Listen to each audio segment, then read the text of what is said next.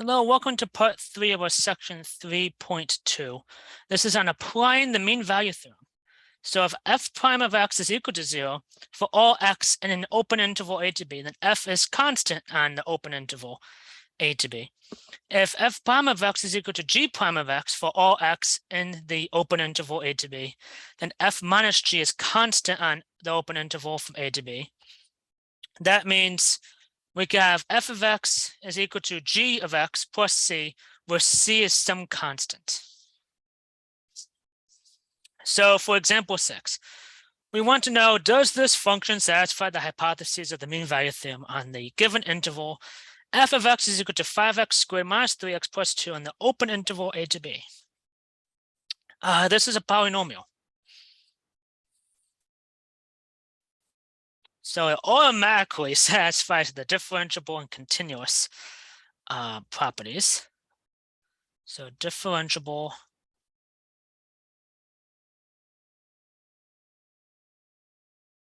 just fix that R in differentiable there. Differentiable and continuous, because it is a polynomial. So f of 2 minus f of 0 must be equal to f prime of c times 2 in this case.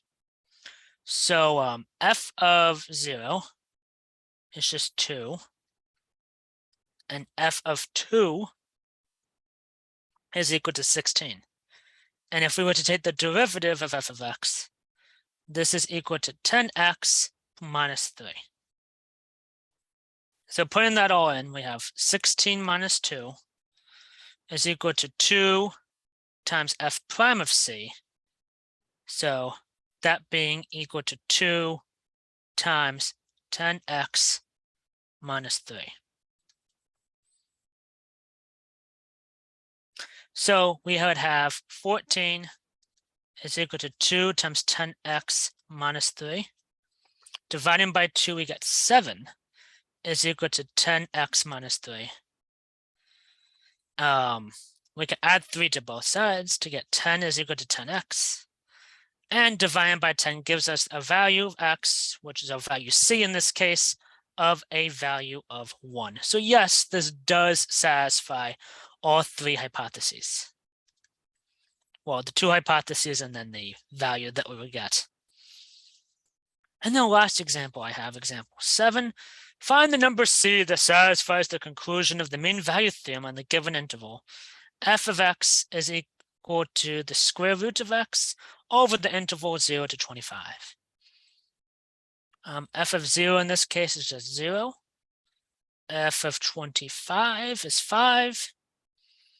And f prime of x is a half times x to the negative 1/2. So f of 25 minus f of 0 would be equal to f prime of c times 25. Minus 0, so just 25. This would be 5 minus 0 is equal to 25 times the f prime of c. This makes 5 is equal to 25 times f prime of c. We could divide by 25 to get 1/5 is equal to f prime of c. So there'll be a half times c to the negative 1/2 power. Multiplying by 2 gives us 2/5 is equal to c to the negative 1/2 power. And raising both sides to the negative 2nd power,